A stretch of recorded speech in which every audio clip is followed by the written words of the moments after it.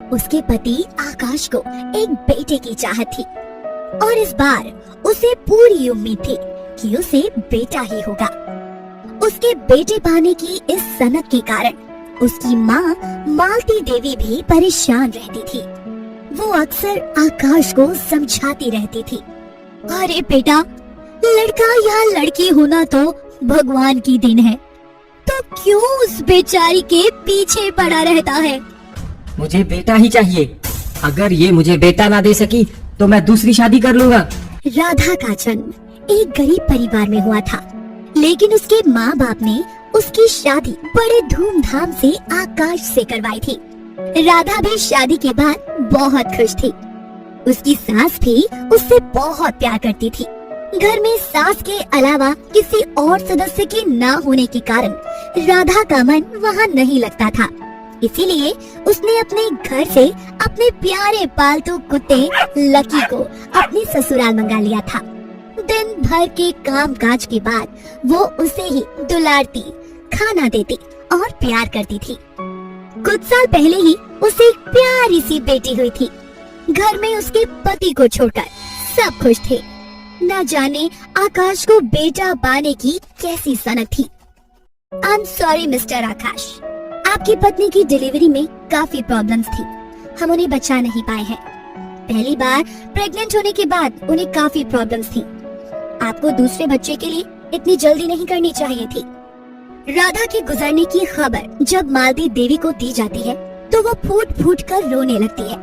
किसी अनहोनी का आभास पाकर लकी भी कूं कूं करने लगता है। हाय, हे भगवान, कितनी अच्छी बहू थी मेरी, और इस जालिम ने मार डाला उसे। माँ, ये क्या बोली जा रही हो? शुक्र मनाओ कि इस बार बेटी नहीं हुई। अब जल्द ही मैं इसका अंतिम संस्कार कर दूसरी शादी कर लूंगा और जल्द ही तुम्हारी गोद में पोता खेलेगा। तू बड़ा निर्दयी है रे। इतने साल जिसके साथ इतने सुख से रहा, आज उसके जाते ही तू नया घर बसाने की सोच रहा है।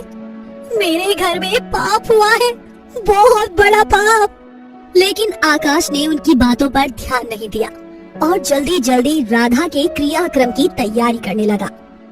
मालती देवी से भी ज्यादा उदास आज लकी था। वो कभी राधा की लाश के पास जाकर उसे सूंघता तो कभी उसके पैरों को चाटता और वहाँ से भगाए जाने पर बाहर आकर अपना मुंह उठाकर रोने लगता। उसकी ये हरकतें किसी की समझ में नहीं आ रही थी। जब आग ने राधा के शरीर को राख में बदल दिया तो सब लोग वापस आ गए। सिर्फ लकी ही रात भर उसकी बुझी हुई चिता के पास बैठा रहा।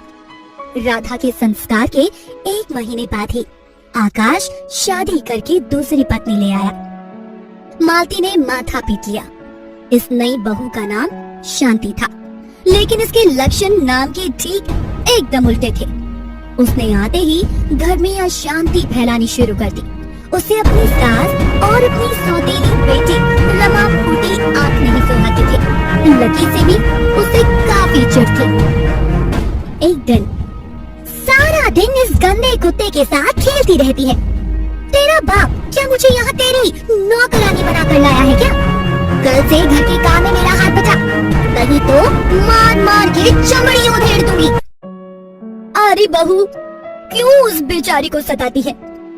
अभी है ही कितनी सी जो तो उसे घर का सारा काम करवाती है। आप चुप ही रहो तो अच्छा है। सर पर चढ़ा रखा है आपने इसे। मालती देवी चुप हो गई। हाथ बटाना तो बहाना था। शांति घर का सारा काम रमा से ही करवाती थी। बेचारी मालती देवी रमा का ये हाल देखकर दुखी होती है। एक दिन रमा की तबीयत कुछ खराब सी थी। उसने कोई काम नहीं किया। बड़ा अच्छा है, बीमारी का बहाना किया और यहाँ बड़ी बड़ी खाट बोल रही है। चल उठ। नहीं माँ, आज मेरे सिर में बहुत दर्द हो रहा है। सब समझती हूँ मैं तेरे बहाने। अब उठती है और तभी शांति रमा को मारने के लिए छड़ी उठाती है। तभी अचानक पीछे से लकी आ जाता है और रमा को बचाने के लिए शांति के हाथ में काट देता है। आने दे आज आकाश को। इस कुत्ते को ठिकाने नहीं लगवाया तो मेरा नाम भी शांति नहीं। शाम को जब आकाश घर आया तो शांति ने उसे नमक मिर्च लगाकर सारी बातें बताई। सुनते ही आकाश गुस्से से कांपते हुए बाहर आ गया और बेरहमी से लकी पर डंडे बरसाने लगा। मेरी शांति को काट खाया तूने, मैं तेरी जान ले लूंगा हरामखोर। अरे मत मार उस बेचारे बेजुबान जानवर को, नहीं तो वो भी मर जाएगा। मत मार। मगर आकाश पर तो जैसे भूत सवार था। उसने लकी को इतना मारा कि वो बेचारा बेदम होकर जमीन पर गिर पड़ा। आकाश ने उसे उठवाकर शमशान में फेंकवा दिया। उस रात रमा को भी खूब मार लगी। वो बेचारी भी रोती सिसकती अपनी दादी के पास आकर सो गई। हे भगवान, और कितना दुख लिखा है तूने इस बच्ची के जीवन में। भगवान भी उस रात का ही शायद इंतजार कर रहे थे। आज उनके घर में कोई अद्भुत करिश्मा होने वाला था। ए जी उठो, देखो ना दरवाजे पर कोई है। क्यों, तुम नहीं देख सकती? ना पापा ना, मुझे अपनी जान बहुत प्यारी है। तुम ही जाकर देखो आखिर किससे इतनी आफत मची है। कौन है? मुझे तो किसी के गुर्राने की आवाज आ रही है। तभी धड़ाक से दरवाजा खुलता है और वहाँ जो था उसे देखकर उनकी गिरगी बन जाती है। वहाँ लकी खड़ा था जो अपनी चमकती आंखों से उन्हें देखकर गुर्रा रहा था। ये तो मर गया था, फिर यहाँ कैसे आ गया? तभी एक आवाज गूंजती है, मैं लाई हूँ इसे। फिर कमरे में एकाएक प्रकाश फैल जाता है और सारा का सारा कमरा एक भयानक बदबू से भर जाता है, जैसे कोई चीज कई सालों से सड़ रही हो। और फिर वहाँ एक साया प्रकट होता है। ये कोई और नहीं बल्कि राधा की आत्मा थी। उसने आकाश और शांति को बिस्तर समेत उठाकर पटक दिया। बचाओ बचाओ बचाओ बचाओ, कोई है, कोई तो हमें बचाओ। बेशर्मो, तुम लोगों ने मेरी बच्ची को सताया, मेरी माँ जैसी सास का अपमान किया और तो और मेरे प्यारे लकी को भी अधमरा कर उसे शमशान में फेंकवा दिया। पापियों, आज तुम्हारे पाप का घड़ा भर चुका है। नहीं छोड़ूंगी मैं तुम सबको। शांति और आकाश डर के कारण वहाँ से भागना चाहते हैं। लकी अपने पैरों से अड़ंगी देकर दोनों को फर्श पर गिरा देता है। इससे उन दोनों के माथे पर गहरी चोट लग जाती है। इसी के तुरंत बाद उन्हें बड़ी ही तेज तेज किसी की चीखने की आवाज सुनाई पड़ती है। उन्हें ऐसा लग रहा था जैसे उनके कान के पर्दों के साथ साथ दिमाग की नसें भी फट जाएंगी।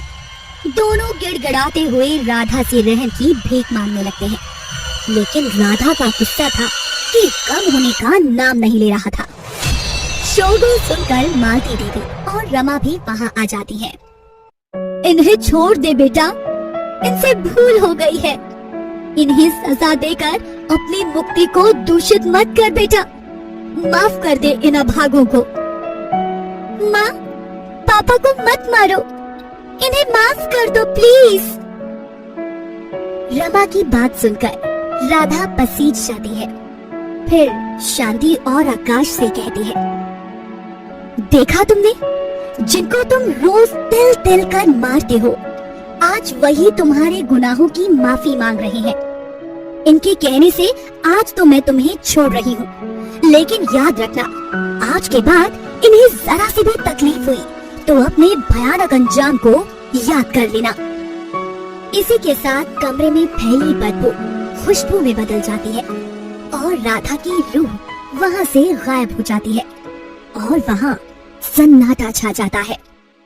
इस घटना के बाद से शांति और आकाश पूरी तरह से बदल जाते हैं और रमा और मालती देवी के जीवन में खुशियाँ वापस लौट कर आ जाती हैं।